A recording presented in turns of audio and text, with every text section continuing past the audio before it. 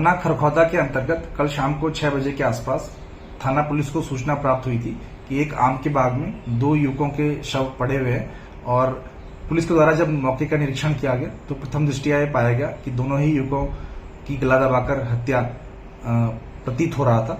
इस पूरे प्रकरण में युवकों की पहचान करने के लिए पुलिस द्वारा प्रयास किए गए, जिसमें दोनों मृतकों की पहचान गांव बिजौली और गांव नरहड़ा के युवकों के रूप में हुई। पुलिस के द्वारा संबंधित परिजनों को सूचित किया गया।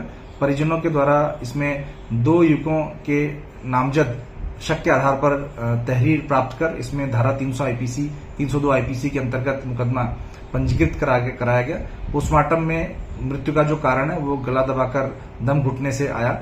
इस पूरे प्रकरण में पुलिस के द्वारा जो प्रारंभिक छानबीन की गई, जिसमें कि साक्ष्य एकत्रित किए गए और दोनों ही जो शक के आधार पर नामजद अभियुक्त थे उनको पुलिस के द्वारा हिरासत में लिया गया, पूछताछ की गई। इस पूछताछ में सामने आया है कि दोनों ही मृतक विभिन्न कार्यक्रमों में अपना वेश परिवर्तित कर, लड़की का वेश धारण कर नृत्य आदि करते थे और एक ऐसे ही कार्यक्रम में दोनों जो मृतक थे और जो दोनों प्रतिवादी हैं, इनकी एक दूसरे से जान पहचान हुई। एक दूसरे से इन्होंने फोन नंबर एक्सचेंज किए और एक दूसरे से बातें इनकी शुरू हो गई।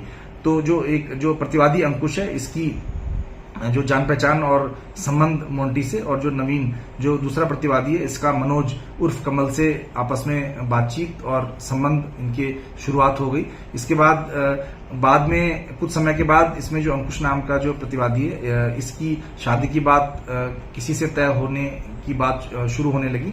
तो इसमें जो उसके समकक्ष जो मोंटी है, उसके द्वारा इस बात पर आपत्ति की जाने लगी और वह इस बात को सार्वजनिक, अपने सभी संबंध है उनको सार्वजनिक करने की उससे बात कहने लगा और उससे कहा कि उसके मोबाइल फोन में कुछ उनके वीडियोज हैं जिसको कि वह सार्वजनिक कर देगा और यदि उसे शादी करनी है तो वह उससे ही शादी करे।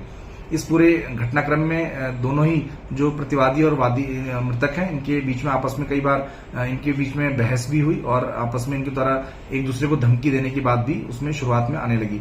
बाद में इनके द्वारा अपना फोन बंद करके बातचीत बंद करने का भी प्रयास किया गया, लेकिन जो मृतक थे उसके द्वारा, जो मृतक मोंटी है, उसके द्वारा बार बार बात करने का दबाव और उसके घर जाकर उससे बात करने का प्रयास किया जाने लगा। इस बात से परेशान होकर जो अंकुश है और नवीन है, इनके द्वारा एक प्लान बनाया गया जिसके तहत इनके द्वारा घटनास्थल के पास मोंटी को और मनोज को वहां बुलाया गया। वहां इनके द्वारा शुरुआत में बातचीत का प्रयास किया गया और जब बातचीत नहीं बनी तो उसके बाद इन दोनों ही के द्वारा गला दबाकर दोनों मोंटी और मनोज की वहां पर हत्या कर दी गई। इस पूरे प्रकरण में जो मोंटी है, उसका जो फोन था वो मौके से बरामद नहीं हो पाया था। बाद में दोनों ही अभियुक्तों की शिनाख्त, इसके निशानदेही पर शिनाख्त के आधार पर मोबाइल फोन भी बरामद कर लिया गया। उसको साक्ष्य के रूप में संरक्षित किया गया। उसमें कुछ वीडियोज इन दोनों ही अंकुश और नवीन और मोंटी और मनोज की आपस के मिले हैं, जिसके आधार पर संभवतः ये इस तरह की उनको दबाव बनाने का प्रयास करते होंगे।